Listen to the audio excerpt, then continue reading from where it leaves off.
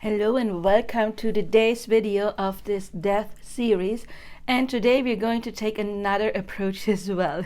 This is my idea about haunted houses, places, ghosts, what is actually happening there. We already established in former videos, and if you haven't seen them yet, make sure to watch the entire death playlist, because there I talk about reincarnation and what it really is, and about how we actually don't die at all. Nevertheless, there are people who are making experiences of some entities, deceased loved ones, haunted places. So how can that be if we actually don't die? Then what is going on there?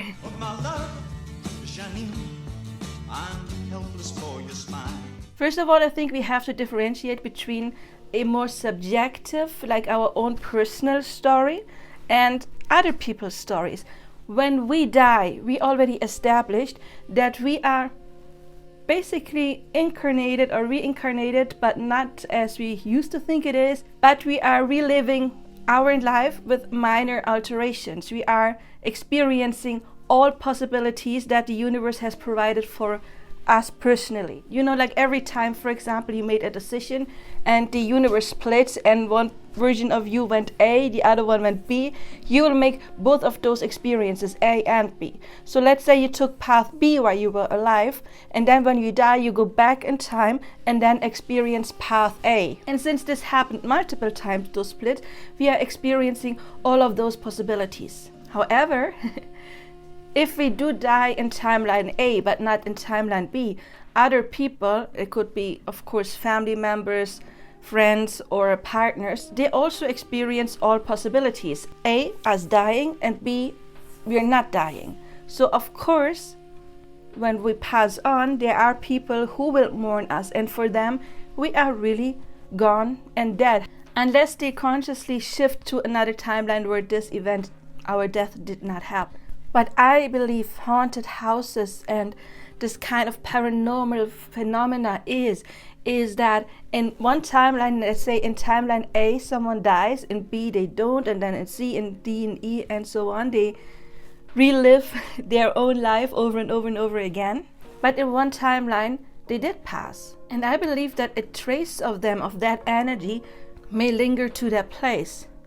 However, it gets even more complicated.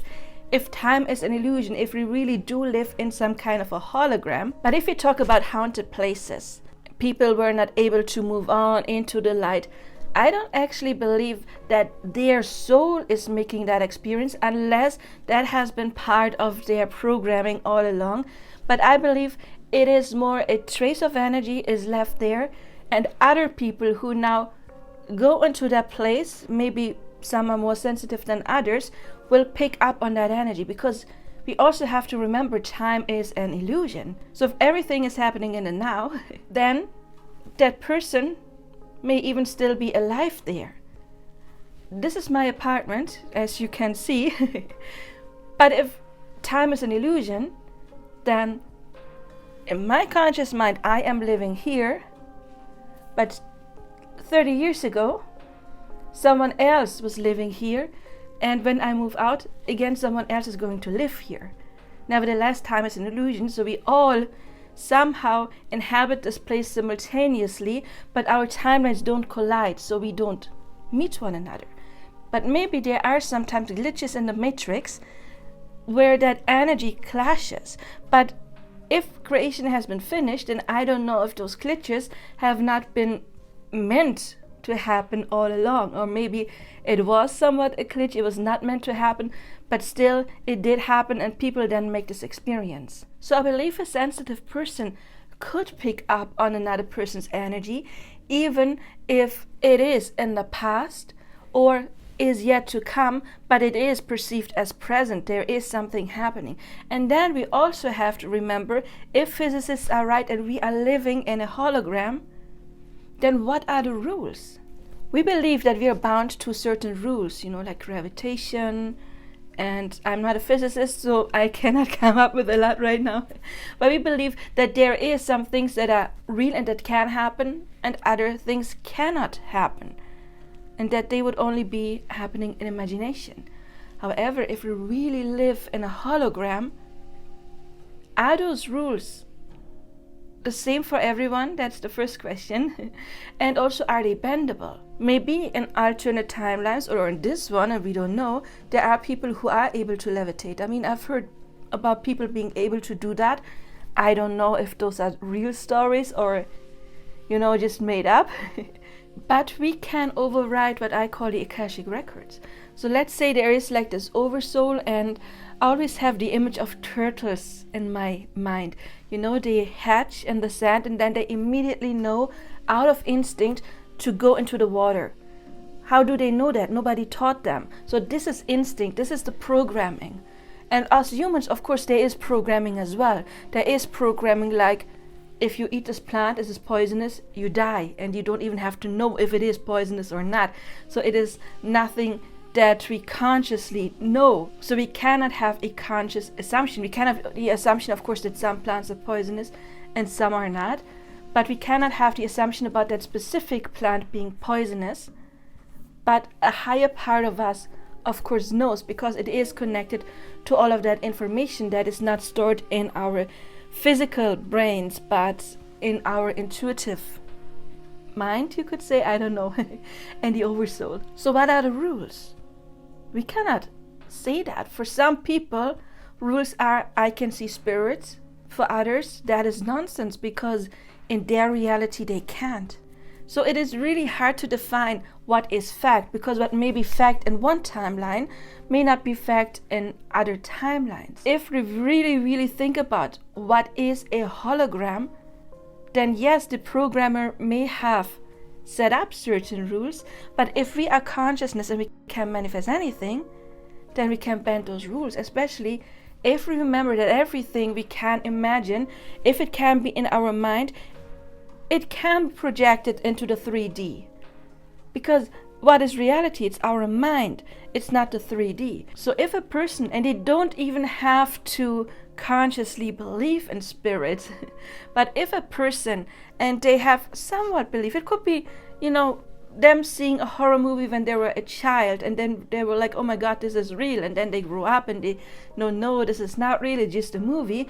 But that inner part of them that as a child believed that that movie was real, that may be, for example, be enough to then later on manifest a situation where they experience some kind of paranormal activity. It is something that is within them and then getting pushed out. So I believe that paranormal activity, it is something that we create in our hologram. Unfortunately, I did not look this up before I was doing this video, but I've heard that poltergeist phenomena are actually caused by people.